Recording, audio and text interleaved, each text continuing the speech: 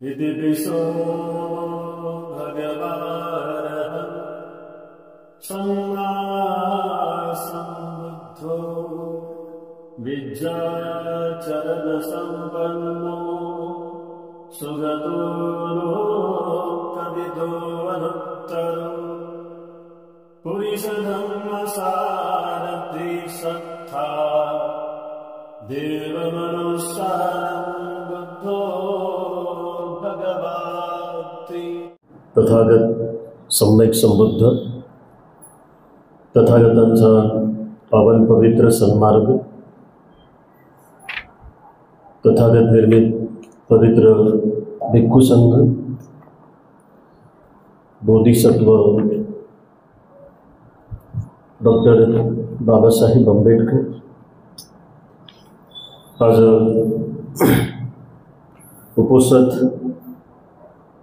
दिवसाचं औचित्य साधून इथे आपल्या सातवाहन बुद्ध विहार सिद्धार्थनगर खडको N12 छत्रपती संभाजीनगर अर्थात औरंगाबाद या धम्मप्रभामध्ये 21व्या धम्म शिबिरामध्ये उपस्थित आपण सर्व श्रद्धावान उपासक उपासिका आज आपल्या सर्वांच्या सुखासाठी हितासाठी तथागत सम्यक संबुद्धाच्या श्रावक संघातील एका अग्रश्रावकाची आपण धम्मकथा बघणार आहोत। ही धम्मकथा अत्यंत महत्त्वाची आहे। या धम्मकथेमध्ये आपल्याला पावला पावलावरती काही ना काहीतरी मिळत राहणार आहे। म्हणजे या धम्मकथेमध्ये आपल्याला जन्म कसा मिळतो आणि बुद्धाच्याच काळात आपल्याला जन्म कसा मिळतो, धम्मशास्त्रामध्ये आपला जन्म कसा होतो, आपल्या अगोदर जन्मातले पुण्यकर्म आपल्याला कशा पद्धतीने सहाय्य करतात, किंवा एका बुद्धाच्या काळामध्ये केलेला आपला सम्यक संकल्प दुसऱ्या सम्यक संबुद्धांच्या काळामध्ये आपल्याला कसा जन्माला आणतो, तर हा बौद्ध धम्माचा अनन्य साधारण असा सिद्धांत तुम्ही आम्ही आज मोठ्या आनंदानं या सिवली अर्हताची जन्मकथा धम्मकथा इथे समजून घेण्याचा प्रयत्न करूया। तथागत सम्यक संबुद्धाच्या धम्माचा प्रचार आणि प्रसार करणाऱ्यामध्ये, धम्माचं आचरण आणि अंगीकार करणाऱ्यांमध्ये जे काही 80 अग्रश्रावक झालेले आहेत, त्याच्यामध्ये भिक्खू आहेत, भिक्खुनी आहेत, उपासक आहेत, उपासिका आहेत। तर अंगुत्तर निकाय या सुत्तपिटकातील एका ग्रंथामध्ये एकक निपात नावाचा येत दग्ग वग्ग म्हणून आहे। येत दग्ग वग्ग, या येत दग्ग वग्गामध्ये तथागत सम्यक संबुद्धांच्या 80 अग्रश्रावकांच्या कथा आहेत आणि या प्रत्येक भिक्खूकडे, भिक्खुनीकडे, उपासकाकडे, उपासिकेकडे एक अनन्य साधारण असा गुण आहे। सर्वसाधारणपणे साऱ्या अग्रश्रावकामध्ये एक गुण कॉमन आहे, प्रत्येकाकडे आहे, ते म्हणजे गुड लिस्नर आहेत। याचाच अर्थ ते खूप चांगल्या पद्धतीने ऐकणार आहेत, है ना। आणि त्याच अग्रश्रावकामध्ये जे काही गुण आहे तो गुण तुमच्यामध्ये पण आहे की तुम्ही खूप चांगल्या पद्धतीने ऐकता। आणि हा पहिला गुण आहे, अग्रश्रावक होण्याचा हा पहिला गुण आहे। म्हणजे आपण जर अतिशय शांतचित्तानं समजून घेऊन ऐकू लागलो तर येणाऱ्या काळात मैत्री बुद्धाच्या काळात आपण अग्रश्रावक होऊ शकतो। आणि म्हणून ही कथा खूप महत्त्वाची आहे। चला तर मग ऐकूया अर्हत भिक्खू सिवली यांची धम्मकथा। तथागत सम्यक संबुद्धांच्या काळामध्ये असलेल्या जवळपास 80 अग्रश्रावकामध्ये हे शिवली महाथेरो अग्ग लाभी शिवली म्हणून प्रसिद्ध झाले. आणि ज्या दिशेनं हे जातील मग त्यांच्यासोबत कितीही भिक्खू संघ असू द्या, 1000, 2000, 50,000, लाख, 1,00,000 लोक भिक्खू संघातले त्यांच्यासोबत जरी असले तर कोणाचं सुद्धा पात्र रिकामं राहायचं नाही. अनंत अनंत जन्मापासून त्यांनी तशा पद्धतीनं संकल्प करून तथागत सम्यक संबुद्धाच्या धम्मशासनाला वृद्धिंगत करण्यासाठी आपलं सर्वस्व पणाला लावलं. त्या अर्हंत भिक्खूची खूप श्रद्धा भावनेनं आपण कथा जाणून घ्या. शिवली यांचा जीवन प्रवास 3 बुद्ध काळापासून सुरू होतो. आता बघा किती महत्त्वाचं उदाहरण आहे. एक बुद्ध काळ म्हणजे 2500 वर्षे झाले, जवळजवळ 2600 वर्षे झाले. 2600 वर्षापूर्वी या जगामध्ये, या भारतामध्ये लुंबिनी वनात एका सिद्धार्थ गौतमाचा जन्म झाला. सिद्धार्थ गौतम आपल्या सर्वस्वाचा त्याग करून वयवर्ष 29 असताना महाभी निष्क्रमण केल्यानंतर जंगलामध्ये जाऊन ध्यान करू लागले. राजगृहाला 6 वर्ष तपले. वयवर्ष 35 असताना त्यांना बुद्धत्वाची प्राप्ती झाली आणि वयवर्ष 80 असताना ते महापरिनिर्वाणाला प्राप्त झाले. म्हणजे आपल्या सिद्धार्थ गौतम सम्यक संबुद्धांना इथे जन्माला येऊन किती वर्ष झाले? 2600 वर्षे झाले. पदुमुत्तर विपस्सी आणि सिद्धार्थ गौतम, पदुमुत्तर विपस्सी आणि सिद्धार्थ गौतम किंवा सिद्धार्थ, 3 नावले खूप चांगल्या पद्धतीने लक्षात ठेवा. पदुमुत्तर विपस्सी सिद्धार्थ म्हणजे सिद्धार्थ. या 3 बुद्ध शासनामध्ये शिवलीचा वेगवेगळ्या पद्धतीनं जन्म झालेला आहे. म्हणजे शिवली यांचा जीवन प्रवास या 3 बुद्धाच्या काळामध्ये आपल्याला सविस्तर पद्धतीनं पाहायला मिळतो. पदुमुत्तर बुद्धाच्या काळामध्ये जेव्हा शिवलीने 7 दिवस लगातार पूजनीय भिक्खू संघाला भोजनदान दिलं, तर हे पुण्याचं फळ कसं मिळतं? तर या पुण्यफळासाठी बुद्ध काळात असा एक नियम तयार केलेला होता की एक दिवस नाही तर भिक्खू संघाला सातत्यानं 7 दिवस लगातार भोजनदान द्यायचं आणि मग शेवटच्या दिवशी 7व्या दिवशी ते लोक संकल्प करायचे. तर पदुमुत्तर बुद्धांच्या काळामध्ये संकल्प केल्यानंतर म्हणते शिवली यांचा जन्म तथागत सम्यक संबुद्धांच्या काळामध्ये झाला होता. आता पदुमुत्तर बुद्धांच्या धम्मशासनामध्ये त्यांनी काय संकल्प केला? लगातार 7 दिवस पूजनीय भिक्खू संघाला भोजनदान दिलं आणि 7 दिवस भिक्खू संघाला भोजनदान दिल्यानंतर त्या पदुमुत्तर बुद्धाच्या धम्मशासनामध्ये त्यांनी असा संकल्प केला की येणाऱ्या सिद्धार्थ सम्यक संबुद्धाच्या धम्मशासनामध्ये याचा ज्याचा जन्म नाही तर अग्रश्रावक म्हणून मला जन्म मिळावा. आणि त्यांची ती मनीषा पूर्ण झाली. परंतु त्या मनीषेला पूर्ण करण्यासाठी, त्या संकल्पाला पूर्ण करण्यासाठी त्यांना खूप तपावं लागलं, खूप अभ्यास करावा लागला, खूप साधना करावी लागली आणि जास्तीत जास्त त्यांना दानसुद्धा द्यावं लागलं. बुद्धाच्या धम्मशासनात, पदुमुत्तर बुद्धाच्या धम्मशासनामध्ये कोणाचा काळ पाहतोय आपण आता? शिवली भंतेचा जन्म कसा झाला किंवा त्यांनी अगोदरच्या जन्मामध्ये कशा पद्धतीनं संकल्प केले, हा सिद्धार्थ गौतमाचा काळ आपल्या धम्मकथेमध्ये नाही आला. आणखी त्याला लय वेळ आहे. आणखी आता कुणाचा काळ आहे? पदुमुत्तर बुद्धाचा काळ आहे. आणि पदुमुत्तर बुद्धाच्या काळामध्ये 7 दिवस लगातार भोजनदान दिल्यानंतर 7व्या दिवशी ते कसा संकल्प करतात या संदर्भातली ही कथा. आता पद्मोत्तर बुद्ध शासनाचा काळ सुरू आहे आणि पद्मोत्तर बुद्धांच्या धम्मशासनामध्ये बंधुमती नगरीच्या बाहेर शिवली एक व्यापारी म्हणून जन्माला आले. आलं लक्षात? एक व्यापारी म्हणून जन्माला आले, पण ते शिवली ही शिवली होते का? नाही. हा, येऊ लागलं लक्षात तुमच्या. साधू साधू है ना.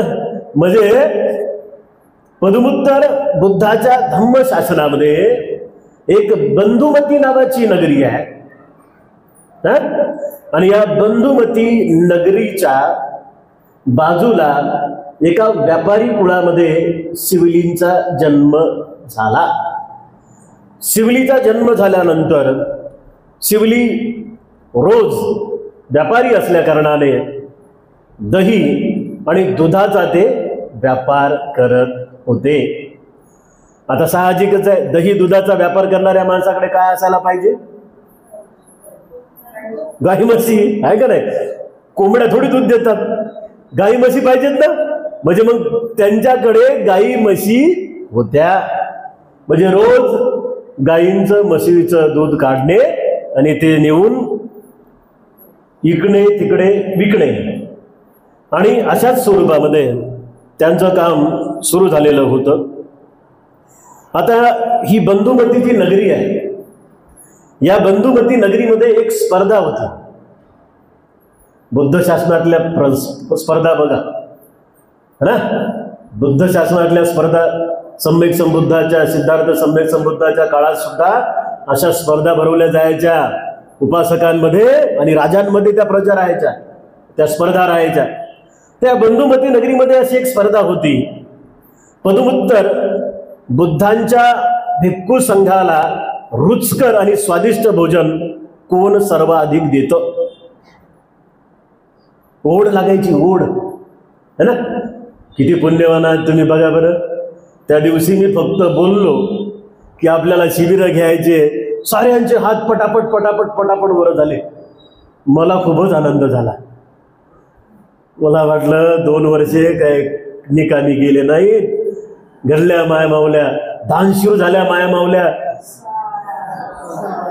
हे बाबासाहेबांचं काम सुरू आहे आणि बाबासाहेबांच्या कामासाठी आपण दिलेला वेळ, पैसा हे कधीच वायाला जाणार नाही. कारण येणारे बाबासाहेब मैत्रीबद्ध आहेत. त्या बंधुमती नगरीमध्ये पद्मोत्तर बुद्धांना आणि भिक्खू संघाला भोजनदान देण्यासाठी लोकांमध्ये स्पर्धा लागायची. राजाची बारी झाली होती भोजनाची. आता प्रजेची बारी होती आणि प्रजा खूप चांगल्या पद्धतीनं भोजनदानासाठी लागली. सारे लोक सकाळीच उठले. पद्मोत्तर बुद्ध येत आहेत. पद्मोत्तर बुद्धांसोबत फार मोठा भिक्खू संघ आहे. 68 लाख. म्हणजे पद्मोत्तर बुद्धांच्या सोबत किती भिक्षू येणार होते? 68 लाख. आणि त्या बंधुमती नगरीमध्ये त्या एवढ्या भिक्खू संघाचं स्वागत करण्यासाठी खूप चांगल्या पद्धतीनं त्या लोकांनी तयारी केली. त्यांनी भोजन वगैरे खूप स्वादिष्ट पद्धतीनं, रुचकर पद्धतीनं बनवलं. काही वेळामध्ये आता भिक्खू संघ येईल. यासाठी भोजन समिती, आता आपण वेगवेगळे कार्यक्रम घेताना समित्या बनवत असतो ना. स्टेजची समिती, साफसफाईची समिती, भोजन वाढणाऱ्यांची समिती. तर तशी तिथे एक समिती होती, भोजन बनवणाऱ्यांची समिती. आणि त्यांचं काम होतं देखरेख करणं. काही कमी पडतं का है ना? भाजीत मीठ बरोबर चाललं का? खीर जास्त गोडत तर होत नाही ना? बदाम कमी झाले का? मुठभर टाका. काजू कमी झाले का? मुठभर टाका. असं सगळं देखरेख करणारं. आणि त्या समितीनं मग असं ठरवलं की सारं भोजन तर झालंय तयार, आता पण याच्यात काही कमी आहे का? काय कमी आहे का हे बघण्यासाठी तिथं गेले ते लोक. आणि तिथं कमी राहिलं ते फक्त मदाची हनी, मध है ना. फक्त मदाची कमी त्यांना दिसली. आणि आता भिक्खू संघ येणार आहे. भोजनाची वेळ झाली. सगळी बंधुमती नगरी सजली. पद्मोत्तर बुद्ध येणार. 68 लाख एवढा मोठा भिक्खू संघ येणार. त्यांची तारांबळ उडाली मात्र त्या लोकांची. आणि त्यांनी सर्वीकडे घोषणा केली की 4 लोकांनी या बंधुमत्ती नगरीच्या 4ही महाद्वाराजवळ जायचंय. एंट्री करण्यासाठी त्या काळात जनपदांना संरक्षणार्थ मोठमोठे महाद्वार तयार केले जायचे. 4 लोकांची नेमणूक करण्यात आली आणि 4ही लोक महाद्वाराजवळ गेले. त्यांचं काम होतं असा एखादा व्यापारी शोधा, असा एखादा माणूस शोधायचा की ज्याच्याकडे मद आहे. भोजनामध्ये फक्त मदाची कमी आहे, बाकी साऱ्या गोष्टी मिळवलेल्या आहेत. 4 लोक गेले आणि 4 लोक वाट पाहू लागले. एकाला एक व्यापारी दिसला, त्याच्या हातामध्ये काय होतं? दही, दूध आणि मध सुद्धा होतं. इकडे काय झालं? तेव्हा काही वेळापूर्वी या व्यापाऱ्यांनी आपलं दही आणि दूध घेतलं आणि बंधुमती नगरीच्या रस्त्यानं तो ते दूध आणि दही विकण्यासाठी चालला होता. त्या व्यापाऱ्याला थोडासा थकवा जाणवला. बाहेरून बाजूला एक नदी वाहत होती, ओढा नदी. त्याला असं वाटलं की थोडंसं जाऊन त्या नदीमधल्या पाण्यानं तोंड धुवायचं, थोडेसे हातपाय धुवायचे आणि मग आपण बंधुमती नगरीमध्ये दूध आणि दही विकायला जायचं. त्यांनी बघा त्याच्याकडे काय आहे? त्याच्याकडे दूध आहे आणि दही आहे. मध आहे का आणखी? मध नाही त्याच्याकडे. आणखी काय आहे? दही आहे, दूध आहे. कारण दुधाचा तो व्यापारी होता. असेल काय? आणखी तूप असेल त्याच्याकडे. दही, दूध आणि तूप समजा. मग तो त्या नदीमध्ये हातपाय धुत असताना त्याची नजर एका झाडावरती गेली. झुडूप, छोटंसं झुडूप. आणि त्यांनी पाहिलं की त्या झुडपावरती मधमाशांनी पोळ तयार करून ठेवलेला आहे आणि त्याच्यातून ते सह्याद टपकत आहे. मध खाली थेंब थेंब थेंब थेंब थेंब टपकत आहे.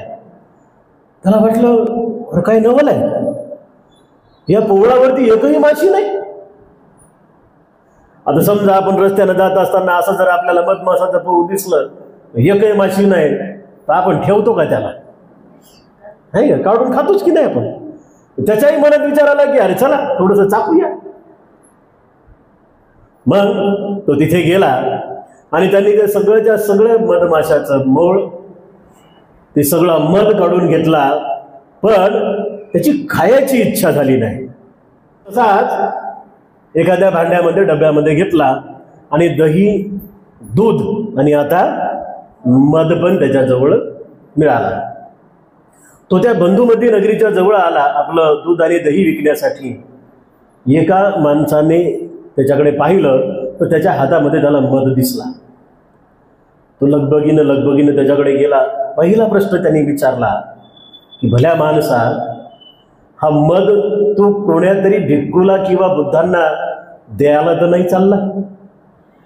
तोपर्यंत याला बुद्ध आणि भिक्खू संघ माहीत नाहीये या व्यापाऱ्याला, है ना? आणि मग तो म्हणाला नाही. म्हणजे त्या घेणाऱ्याची इच्छा बघा कशी आहे, त्याचं मन कसं आहे. त्याला असं वाटलं की हा जर खरंच भिक्खूला किंवा बुद्धांना जर वाटायला जात असेल, द्यायला जात असेल, तर याच्या पुण्यकर्मामध्ये आपण आडवे नाही आलो पाहिजे. आणि म्हणून त्यांनी विचारलं की बाबा तू हे मध कुठे घेऊन चालला? तो म्हणी विकायला. दही आहे, दूध आहे, दह्या दुधासोबत आज मध पण विकतो. तो म्हणाला काही हरकत नाही, मग तू ते मध मला दे. त्यांनी त्याच्या पिशवीतून एक स्वर्ण मुद्रा काढली, त्याच्या हातावरती ठेवली. हा व्यापारी विचारात पडला, अरे या मधाची किंमत काय? 5 रुपये, 10 रुपये, 50 रुपये, जास्तीत जास्त लयच अर्जंट काम असेल तर 100 रुपये. लाखो रुपयाची स्वर्ण मुद्रा हातामध्ये देतोय. त्या व्यापाऱ्यानं त्या मुद्रेकडे पाहून थोडासा तो शांत झाला. पुन्हा याने 100 स्वर्ण मुद्रा त्याच्या हातामध्ये दिल्या. मध कोणासाठी पाहिजे होता? पद्मोत्तर बुद्धांसाठी आणि 68 लक्ष एवढ्या भिक्खू संघासाठी, है ना? मग आणखी तो विचारात पडला, अरे या मधाची किंमत काय? आणि हा देऊ लागला किती? 100 सुवर्ण मुद्रा. पुन्हा तो शांत राहिला थोडा वेळ आणि मग त्याने 1000 सुवर्ण मुद्रा दिल्या त्या व्यापाऱ्याला. एखादा असतं तर म्हणला असता दही घे, तुपही घे आणि सारच घे, है ना? 1000 सुवर्ण मुद्रा म्हणजे साधी गोष्ट आहे का त्या काळात? आणखी जर लागत असेल तर सांग, मी साऱ्याच्या साऱ्या सुवर्ण मुद्रा, या बंधुमतीच्या साऱ्या सुवर्ण मुद्रा तुझ्याकडे आणून देतो. तो म्हणाला, अरे भल्या माणसा, या मधाची किंमत काय रे? या मधाची किंमत काय? तो म्हणाला, आज हे मध खूप मौल्यवान आहे, कारण आमच्या बंधुमती नगरीमध्ये पदमुत्तर बुद्धांचं आणि 68 लक्ष भिक्खू संघाचं आगमन होणार आहे आणि त्यांच्या भोजनासाठी आम्हाला ही मध पाहिजे. त्या व्यापाऱ्यानं त्यातल्या एकही सुवर्ण मुद्रा आपल्या पिशवीमध्ये टाकली नाही. तो म्हणाला, एवढं महान पुण्य, है ना? आतापर्यंत भिक्खू संघाची ओळख नाही, बुद्धाला पाहिलेलं नाही. तो म्हणाला, एवढं महान पुण्य म्हणजे असं कोणतं पुण्य मिळणार आहे की एवढूशा मधासाठी तुम्ही मला हजारो लाखो स्वर्ण मुद्रा देण्यासाठी तयार झालात? असं कोणतं पुण्य मिळणार आहे? तो म्हणाला, सुज्ञ होता, व्यापारी जरी असला तरी सुज्ञ होता. तो म्हणाला, आता हे पुण्य मी तुम्हाला देणार नाही. तुझ्या लाखो हजारो सुवर्ण मुद्रा तू तुझ्याकडेच ठेव. आता मी माझ्या स्वहस्ते पदमुत्तर बुद्धांना दही, दूध, तूप आणि मध स्वतः वाढेल. त्यांनाही मदच पाहिजे होता आणि व्यापारी तयार झाला. ते सगळेच्या सगळे लोक घेऊन व्यापाऱ्याला घेऊन बंधुमती नगरीमध्ये आले आणि पाहतात तर काय, पदमुत्तर बुद्धांचं आगमन झालं. पदमुत्तर बुद्ध 68 लक्ष एवढ्या भिक्खू संघाला घेऊन त्या बंधुमती नगरीमध्ये भोजनदानासाठी आले आणि जवळजवळ त्या संपूर्ण भिक्खू संघाला त्यांनी ते सर्व काही दान कर्म केलं. म्हणजे त्यांनी हजारो लाखो सुवर्ण मुद्रा त्यागल्या आणि म्हणून त्याच वेळेस त्याला सुद्धा तिथे त्या कर्माचा फायदा झाला. एवढ्या भिक्खू संघाला त्याने खूप चांगल्या पद्धतीनं तिथे भोजन दिलं आणि नंतर आपलं असं लक्षात येतं की संघाला भोजनदान दिल्यामुळे हे महान असं पुण्यकर्म त्या व्यापाऱ्याचं झालं. किती लाखो स्वर्णमुद्रा त्यांनी त्यागल्या. व्यापारी होता, त्याला वाटलं असतं तर त्यांनी गडगंज पैसा संपत्ती जमवली असती, पण त्यांनी त्या सगळ्या संपत्तीला लाथ मारली आणि आपल्या पुण्यकर्मासाठी त्यांनी प्राधान्य दिलं. तर त्या जन्मातल्या पुण्यकर्मामुळेच त्याला येणाऱ्या अगदी शिवली महाथेरो या जन्मामध्ये त्याचं भिक्षापात्र कधीच रिकामं राहिलं नाही. आपण म्हणतो ना, शिवली शिवली बनते नमामी, है ना? तर तो गुण शिवलींचा आपण घेण्यासारखा आहे. म्हणजे कुठल्या जन्मातलं पुण्यकर्म कोणत्या जन्मात फळ देईल हे काही सांगता येत नाही. आणि अशा सुपुत्राला 68 लक्ष भिक्खू संघाला आणि पदमुत्तर बुद्धांना भोजनदान दिल्यामुळे येणाऱ्या सम्यक्सम बुद्धांच्या काळामध्ये, तथागत सम्यक्सम बुद्धांच्याच कुळामध्ये जन्माला आलेल्या सुप्पवासा, तर सुप्पवासा या मातेच्या उदरी त्याला पटीसंधी प्राप्त झाली. त्या कर्मामुळे सुप्पवासा हिने शिवली यांना जन्म दिला, पण शिवलीला जन्म देत असताना सुद्धा अनेक पुण्यकर्म व्यापाऱ्यांनी जशा पद्धतीनं पुण्यकर्म केले शिवलीच्या जन्मात येण्यासाठी, तसं या सुप्पवासाला सुद्धा अनेक पुण्यकर्म करावे लागले. शिवली माता सुप्पवासा यांच्या उदरी शिवली यांचा जन्म झाला. इथे अत्यंत महत्त्वपूर्ण गोष्ट अशी आहे, शिवली हे सुप्पवासा या आईच्या उदरामध्ये 7 वर्ष 7 महिने राहिले. 7 वर्ष 7 महिने राहिले. एवढा वर्ष का राहिले? कारण सम्यक संबुद्धांना त्यांच्या काळात जन्म व्हायचा होता ना, म्हणून 7 वर्ष 7 दिवस ते राहिले. 7 वर्ष 7 दिवस, 7 वर्ष 7 दिवस. म्हणजे काही पुस्तकांमध्ये 7 वर्ष 7 महिने 7 दिवस आहे, काही पुस्तकांमध्ये 7 वर्ष 7 दिवस आहे. तर एवढे दिवस ते राहिले. एवढा काळ ते त्यांच्या आईच्या उदरामध्ये होते. ही सुप्पवासा जी आहे, या सुप्पवासा आईने अनेक बुद्धाच्या काळात तिने सुद्धा जन्म घेऊन तिने सुद्धा संकल्प केला होता. तिचा संकल्प कोणता होता माहित आहे?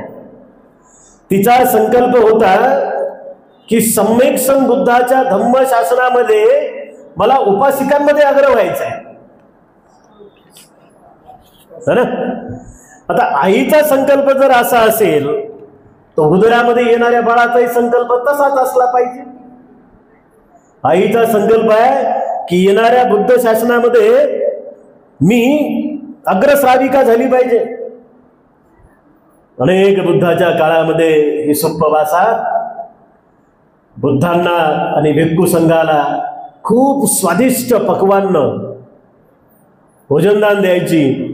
आणि तिने सुद्धा 7 दिवस लगातार भोजनदान देऊन सम्यक बुद्धाच्या काळात आणि कुळात, सिद्धार्थ गौतमाचं कुळ कोणतं होतं? क्षत्रिय, है ना. क्षत्रिय कुळामध्ये त्यांनी जन्म घेतला आणि हिचाही जन्म क्षत्रिय कुळातच झाला होता. आता ही जी धम्मकथा आहे, या धम्मकथेमध्ये आपल्या शिवलींचा जन्म होत आहे. लक्षात येते? पदमुत्तर बुद्धांच्या काळात चालू झालेली ही पुण्यकर्माची स्पर्धा सिद्धार्थ गौतम यांच्या धम्मशासनामध्ये संपन्न होणारी आहे. एकदा सुप्पवासा हिने एवढा प्रदीर्घ काळ ते बाळ आपल्या पोटामध्ये ठेवलं, पण शेवटच्या 7व्या दिवशी मात्र तिला असह्य वेदना होऊ लागल्या. एवढ्या प्रचंड वेदना तिला होऊ लागल्या. आणि तिला त्या प्रचंड वेदना होत असताना ती तिच्या पतीला म्हणाली की पतिराया, मला खूप असह्य वेदना होत आहेत आणि मला असं वाटतंय की माझा काही भरोसा नाही, येणाऱ्या काही सेकंदामध्ये मला मृत्यू येईल का काय. तुम्ही एक काम करा, हे माझ्या हातून फुलं घ्या आणि सम्यक संबुद्ध, आता कोणते सम्यक संबुद्ध? सिद्धार्थ गौतम सम्यक संबुद्ध जिथे असतील तिथे जा आणि त्यांना माझ्या वतीने ही फुलं द्या आणि माझ्या वतीने त्यांना अशी विनंती करा की माझ्या पत्नीला तिचं बाळ सुप्पवासा 7 वर्ष 7 महिने 7 दिवस एवढा प्रदीर्घ काळ ते बाळ तिच्या पोटामध्ये आहे आणि तिला प्रचंड वेदना होत आहेत. भगवान तिच्यासाठी तुम्ही मंगल मैत्री द्या. भगवान तुम्ही तिच्यासाठी मंगल मैत्री द्या. पुन्हा आली, गेला तशा स्वरूपात बुद्धांना वंदन केलं. म्हणाला की माझ्या पत्नीला खूप त्रास होत आहे भगवान, हे फुलं तिच्या वतीनं तुमच्या चरणावरती अर्पण करतो आणि तिच्या वतीनं आपणास वंदन करतो. आला. पुन्हा शेवटच्या दिवशी, आता बाळ जन्माला येईल त्या दिवशी, नवऱ्याला बोलून घेतलं आणि पुन्हा नवऱ्याला सांगितलं की जा भगवंताकडे जा आणि भगवंतांना म्हणा की आता असह्य वेदना होत आहेत, आता तुम्हाला काहीतरी करावं लागेल. तेव्हा भगवान बुद्धांनी शिवली माता सुप्पवासा हिच्यासाठी अनंत अनंत अपार अशी मंगल मैत्री केली आणि बाळ शिवलीचा जन्म झाला. जेव्हा बाळ शिवलीचा जन्म झाला तेव्हा ही धरती कंपायमान झाली, परंतु तो शुभ संकेत होता, त्यामुळे कोणाचीच काही हानी झाली नाही. इथे तथागत सम्यक संबुद्धाने तिला विचारलं की हे 7 दिवस तू ते दुःख कशी काय सहन करत होती. ते लक्षात. तेव्हा ती म्हणाली, भगवान मला जेव्हा प्रचंड वेदना होत होत्या, माझं बाळ माझ्या पोटामध्ये होतं, तेव्हा मी फक्त एवढंच म्हणत होती की अरे 10 पारमिता पूर्ण करून जन्माला आलेले सम्यक संबुद्ध किती मैत्रीवान आहेत, किती करुणावान आहेत आणि ते या जगामध्ये आहेत, त्यांची मैत्री मला मिळत आहे. तेव्हा भगवान ते दुःख सारं मी विसरून जात होते. मी बुद्धानुसती करत होते. बुद्धानुसती म्हणजे काय? बुद्धांमध्ये किती गुण आहेत? 9 गुणांचं स्मरण करणे है ना.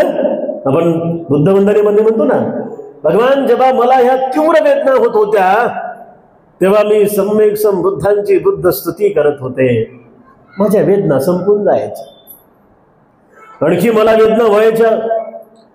सुप्पवासा म्हणाली की मी तेव्हा भगवान धम्मानुसती करत होते. धम्माचे 6 गुण मी धम्मानुसती करत होते. सुविख्यात आहे तो सद्धम्म, सन्मार्ग आहे तो सद्धम्म,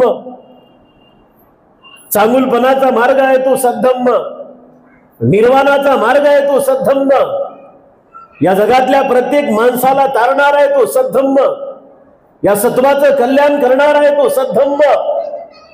भगवान मी असं म्हणत होते तेव्हा माझ्या वेदना मात्र कमी होत होत्या. मी धम्मानुसती करत होते. भगवान अधिक माझ्या वेदना वाढल्या तेव्हा मी संघानुसती करत होते. संघामध्ये असलेल्या 9 गुणांचं मी स्मरण करत होते. सन्मार्गावर चालणार आहे बुद्धाचा संघ, श्रावक संघ. न्यायाच्या मार्गावर चालणार आहे तथागताचा श्रावक संघ. अनुत्तर वेगवेगळ्या गुणांनी परिपूर्ण आहे तथागताचा श्रावक संघ. 8 जोड्या श्रावक संघामध्ये. अनुत्तर आहे तथागताचा श्रावक संघ.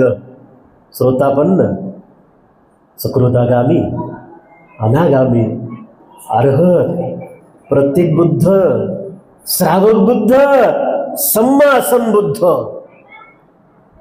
तथागताचा संघ कसा आहे तर ज्यामध्ये स्वयं तथागत सम्यक संबुद्ध आहेत. आणि हे 4 प्रकारचे लोक आहेत. अर्हत आहेत, अनागामी आहेत, सकृदागामी आहेत, श्रोतापन्न आहेत. म्हणजे आयाच्या मार्गावर चालणार आहे तथागताचा श्रावक संघ. भगवान मी संघाची स्तुती करत होते आणि त्यामुळे भगवान मला काही वेदनाच होत नव्हत्या. पुन्हा या भेटीनंतर एकदा ती म्हणाली की पतिराया, तिच्या नवऱ्याला म्हणाली, पतिराया जाऊन आता पूजनीय भिक्खू संघाला भोजनासाठी विनंती करा. आता एक महत्वाचं काम इथे ती करणार होती. ती लगातार 7 दिवस भिक्खू संघाला भोजनदान देणार होती. आणि 7 दिवस भोजनदान झाल्यानंतर मग शेवटच्या दिवशी तो संकल्प करायचा असतो. बंधुमती नगरीच्या व्यापाऱ्याने जो संकल्प केला आणि बंधुमती नगरीच्या व्यापाऱ्याचा तो संकल्प सम्यक संबुद्धाच्या काळामध्ये शिवली म्हणून सुप्पवासाकडे त्याला जन्म मिळाला है ना. आता ही सुप्पवासा सुद्धा एक संकल्प करणार होती. पतिरायाला सांगितलं की जा हे फुलं घ्या आणि भगवंताला आणि भगवंताच्या भिक्खू संघाला भोजनासाठी निमंत्रित करा. तो गेला. त्यांनी भगवंताला तशी विनंती केली, पण भगवंताच्या महान एक दिव्य बल प्राप्त असलेल्या मोगल्ल्यायन भिक्खूंनी त्या दिवसाची 7 दिवसाची तारीख एका उपासकाची घेतली होती है ना. 7 दिवसाची तारीख एका उपासकाची घेतली होती. भगवंताने सांगितलं मोगल्ल्यायनला की काय भोजनाची स्थिती आहे 7 दिवसानंतरची. तर मोगल्ल्यायन म्हणाले की भगवान, माझ्या एका उपासकाला मी 7 दिवसाची तारीख दिलेली आहे. तेव्हा तिचा पती पुन्हा वापस गेला. पुन्हा दोघे नवरा बायकोमध्ये चर्चा. पुन्हा नवरा आला. नाही नाही काही करा, पण भगवंताला म्हणा की नाही, इथून पुढे 7 दिवस तुम्ही आम्हालाच भोजन द्या. मोगल्ल्यायन आणि तिच्या नवऱ्याची चर्चा झाली आणि मोगल्ल्यायन आणि तिच्या नवऱ्याची चर्चा झाल्यानंतर तो म्हणाला की भंते, काही करून पुढचे 7 दिवस मात्र आमच्यासाठी तुम्ही द्या. मोगल्ल्यायन भंते बोलले, थांब उपासकाला विचारतो, कारण पहिले तारीख त्यांना दिलेली आहे का ना. तारीख जर मागे पुढे झाली की लोक नाराज होतात, तेव्हा वयाचे नाताय होतात. मग ते म्हणाले की नाही, तारीख या उपासकाला दिलेली आहे 7 दिवसाची, त्याच्यासोबत चर्चा करतो आणि तो जर तयार झाला तर मग सुप्पवासाला तारीख आम्ही 7 दिवसाची देऊ. महामोगल्ल्यायन ज्या उपासकाला त्यांनी भोजनाच्या 7 दिवसाच्या तारखा दिल्या होत्या, त्या उपासकाला भेटायसाठी ते गेले. त्यांना सांगितलं की असं असं सुप्पवासाकडे आम्हाला भोजनासाठी जायचं आहे, कृपया तुझ्या तारखा तिला दे. तो म्हणाला, गुडघ्यावर बसून मोगल्ल्यायनांना म्हणाला की भंते, काही हरकत नाही, माझ्या तारखा मी त्यांना देतो, पण 3 गोष्टीची मला हमी द्या है ना. 7 दिवसानंतर तुम्ही माझ्याकडे येणार आहेत भिक्खू संघाला घेऊन.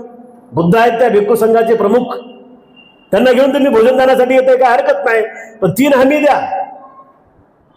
तो उपासक म्हणाला दोन्ही हात जोडून, भंते, पहिली माझी अट अशी आहे की मी 7 दिवसामध्ये, येणाऱ्या 7 दिवसामध्ये माझं मरण नाही झालं पाहिजे. ते म्हणाले, पहिली माझी अट अशी आहे की माझं मरण या 7 दिवसात नाही झालं पाहिजे. दुसरी अट भंते माझी अशी आहे, मी एवढ्या मोठ्या भिक्खू संघाला जे भोजन करून तयार करून आणलं, म्हणजे जे काही सामान आता आणलेलं आहे, पाल्या भाज्या डाळ तेल जे काही असेल नसेल, तर हे सगळं सामान खराब नाही झालं पाहिजे. आणि तिसरी माझी अट अशी आहे की बुद्धाची, धम्माची आणि संघावर असलेली माझी श्रद्धा कमी नाही झाली पाहिजे. मोगल्ल्यायन म्हणाले, ठीक आहे, 2 गोष्टीची हमी घेतो. रिद्धिबल प्राप्त होते ना भिक्खू संघामध्ये. अग्रश्रावकातले एक श्रावक आहेत, रिद्धिबल प्राप्त होते. ते म्हणाले 2 गोष्टीची हमी घेतो. 2 गोष्टी होऊ देत नाही. एक तर तुला मरण येऊ देत नाही, आणि दुसरी गोष्ट तुझे पालेभाज्या किंवा जे साहित्य आणलेलं आहे तेही खराब होणार नाही. पण बाबा, तिसऱ्या गोष्टीची काय हमी नाही.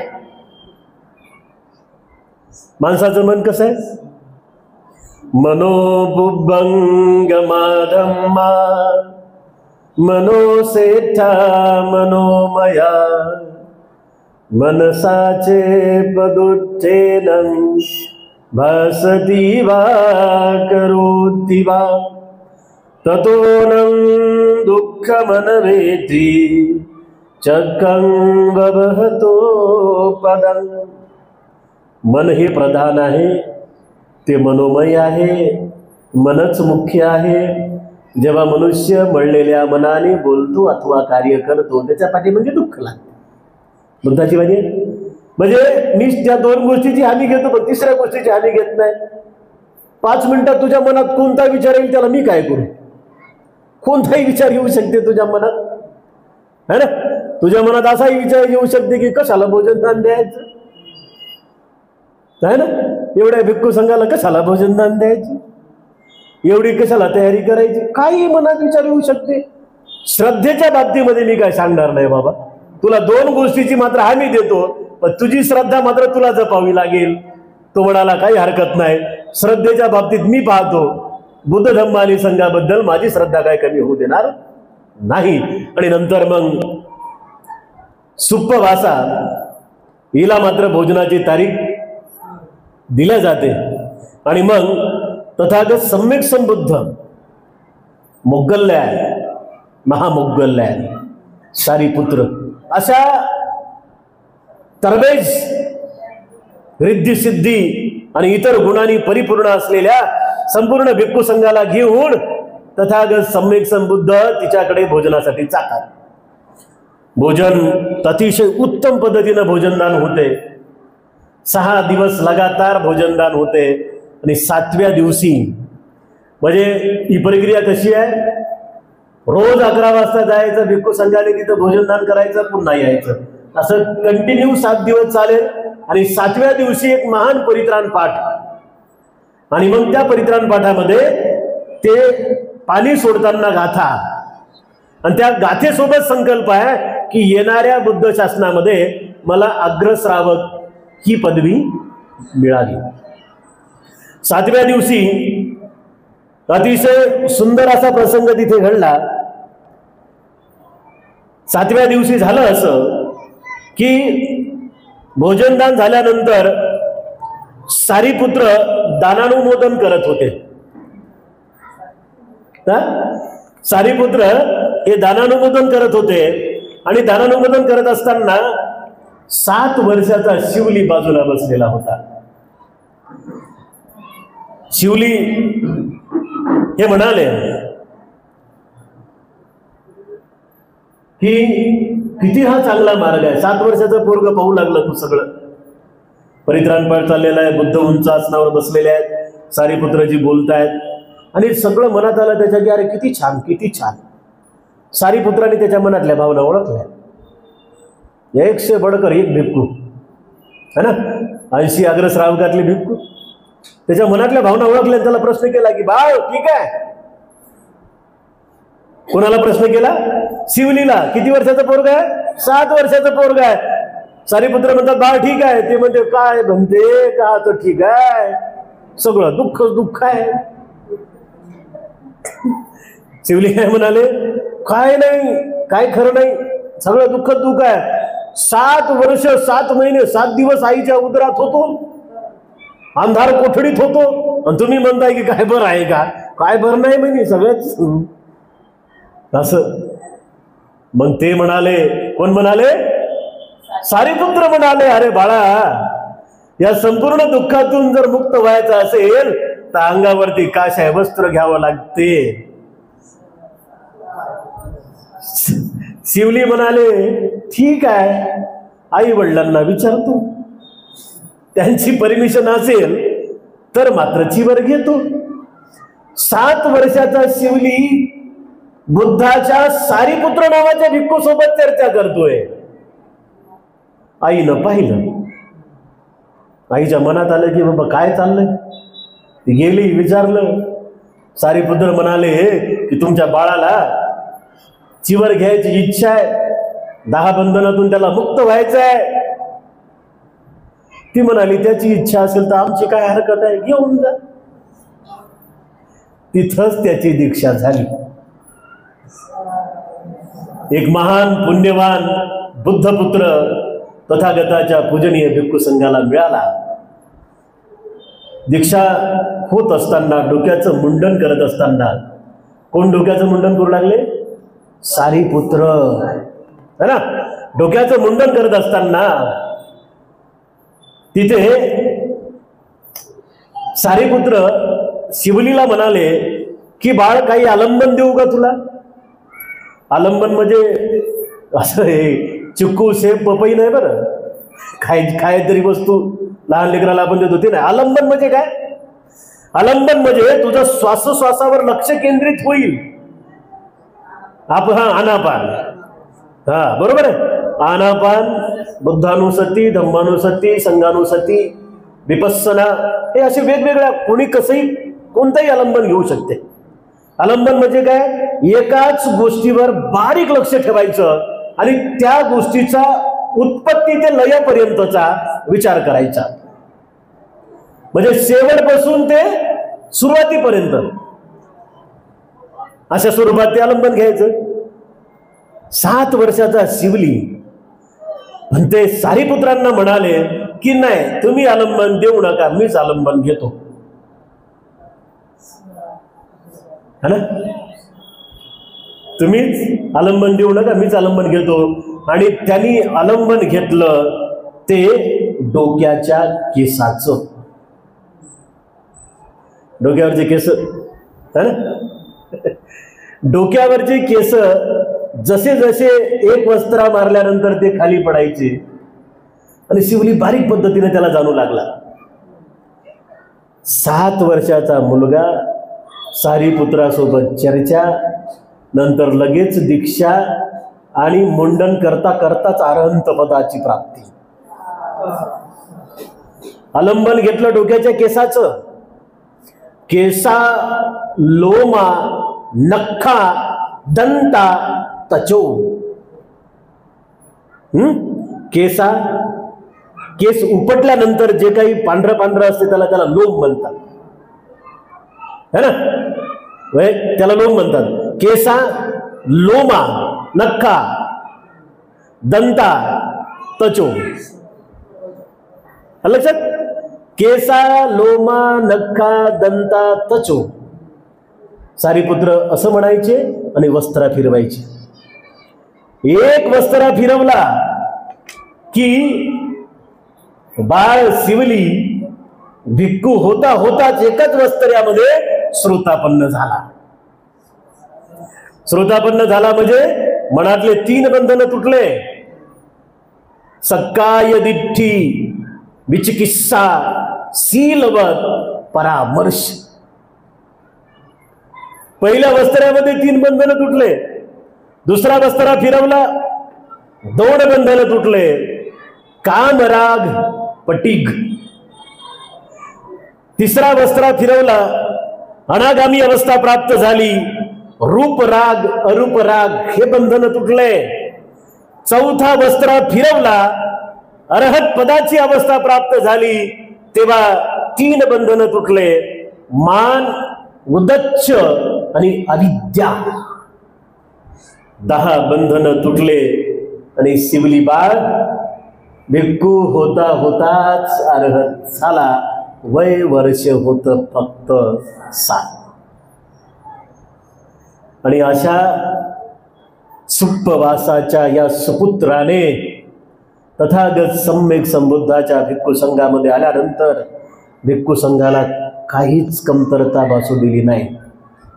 सदा सर्वदा भिक्खूंचे पात्र मात्र भरलेले असायचे. तथागत सम्यक संबुद्ध स्वतःहून म्हणायचे, अरे बर्फाळ प्रदेशात चाललात, वाळवंट प्रदेशात चाललात, घनदाट अरण्याकडे चाललात, तर शिवली यांना घेऊन जा, कधीच उपाशी राहणार नाही. जेव्हा जेव्हा शिवली हे भिक्खू संघासोबत होते तर भिक्खू संघाच्या भोजनाची मात्र कधी कमतरता भासली नाही. मला वाटते आपलंही भोजन आलं.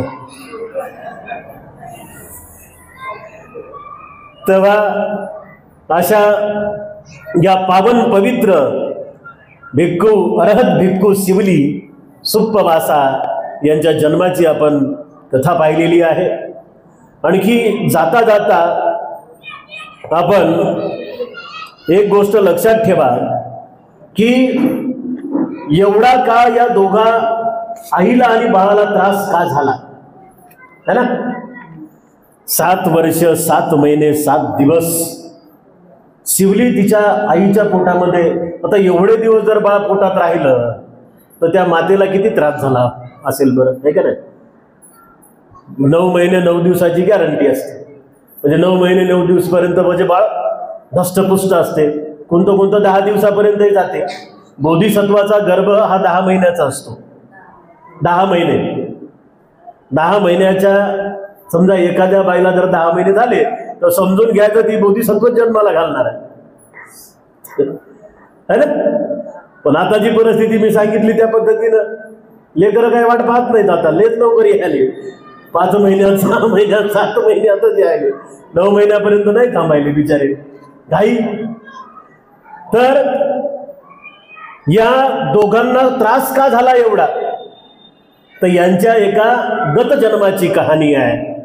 एका जन्मात शिवली माता ही बनारसची राणी होती. बनारस काय प्रसिद्ध आहे बनारसला?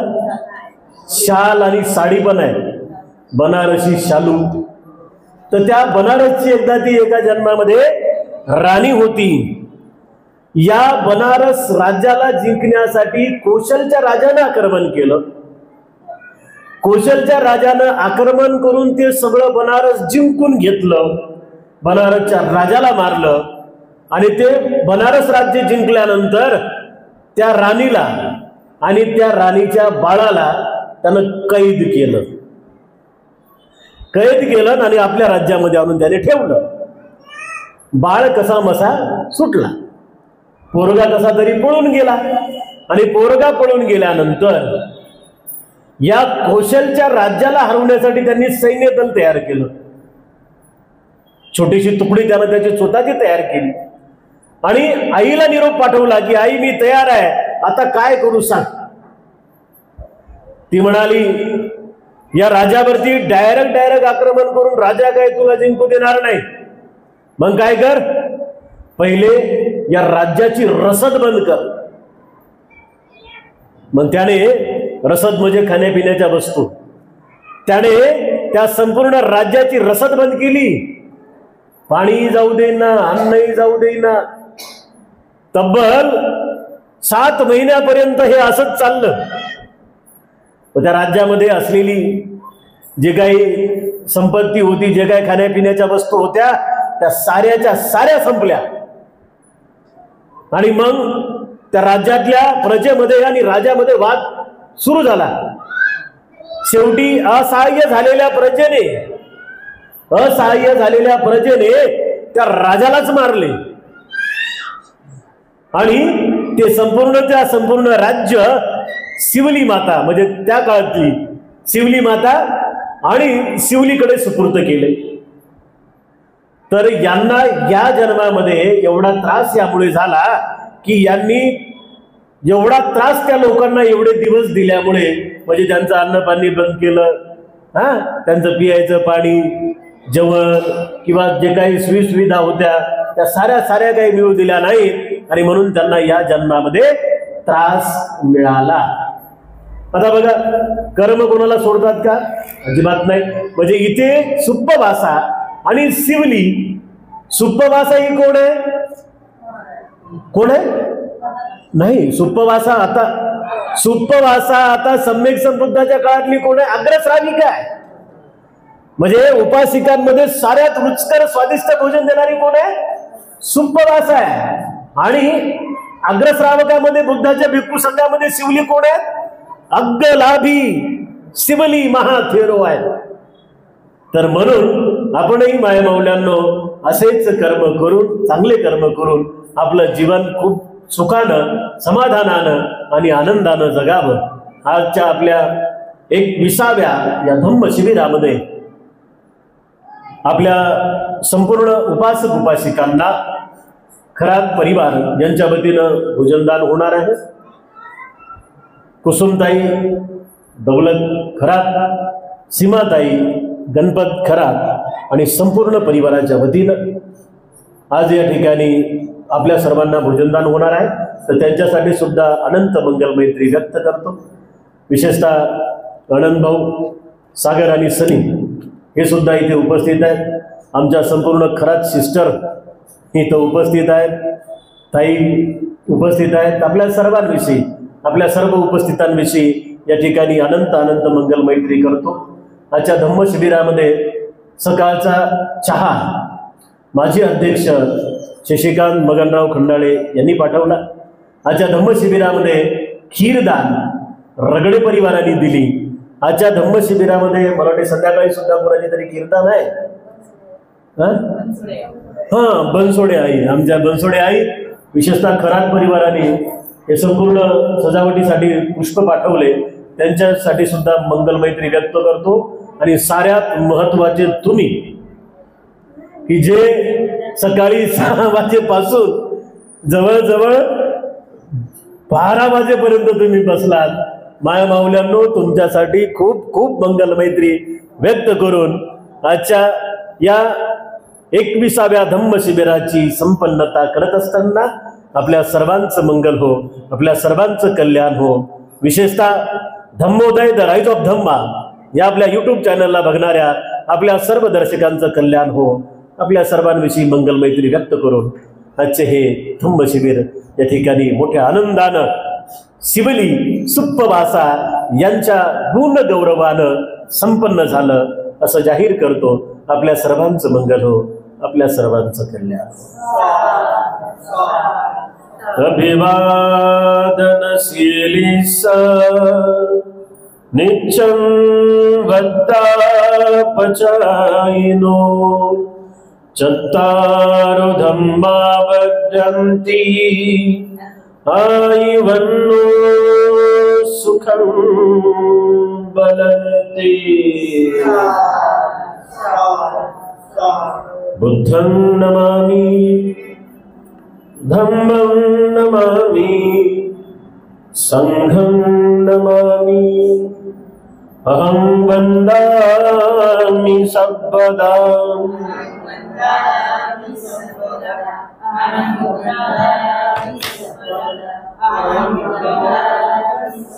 सप्रेम जय भीम.